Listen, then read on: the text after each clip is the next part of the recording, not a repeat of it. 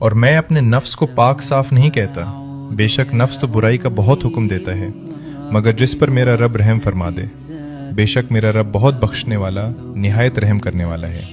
کبھی کبھی انسان سوچتا ہے کہ اس کی زندگی کی سب سے بڑی جنگ شیطان سے ہے، مگر قرآن ایک اور حقیقت بتاتا ہے، ایک ایسی حقیقت جو شاید ہم اکثر بھول جاتے ہیں، وہ یہ کہ شیطان صرف وسوسہ ڈالتا ہے، مگر اگر انسان کا اپنا نفس اس وسوسے کو قبول نہ کرے تو گناہ کبھی مکمل نہیں ہوتا۔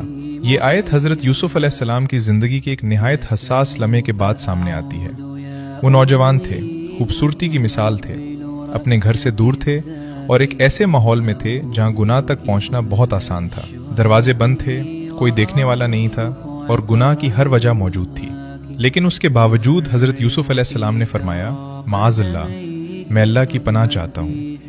اللہ تعالیٰ نے انہیں بچا لیا، ان کی پاک دامنی کو دنیا کے سامنے ظاہر کر دیا اور آخرکار حق واضح ہو گیا۔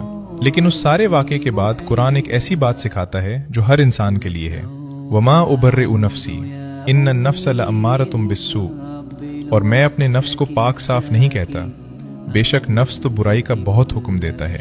یہ جملہ ہمیں عاجزی سکھاتا ہے۔ انسان چاہے کتنا ہی نیک کیوں نہ ہو، اسے کبھی اپنے نفس پر مکمل بھروسہ نہیں کرنا چاہیے، کیونکہ نفس کی فطرت یہی ہے کہ وہ آہستہ آہستہ انسان کو برائی کی طرف مائل کرتا ہے۔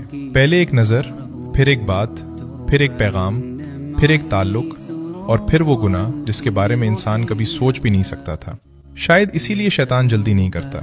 وہ جانتا ہے کہ اگر نفس کو آہستہ آہستہ راضی کر لیا جائے تو انسان خود اپنے قدموں سے گناہ کی طرف چل پڑتا ہے۔ یہی وجہ ہے کہ قرآن ہمیں صرف شیطان سے نہیں، اپنے نفس سے بھی خبردار کرتا ہے۔ لیکن اس آیت کا سب سے خوبصورت حصہ آخر میں آتا ہے، الا ما رحم ربی، مگر جس پر میرا رب رحم فرما دے۔ یعنی انسان صرف اپنی طاقت، اپنے ارادے یا اپنے علم سے محفوظ نہیں رہ سکتا۔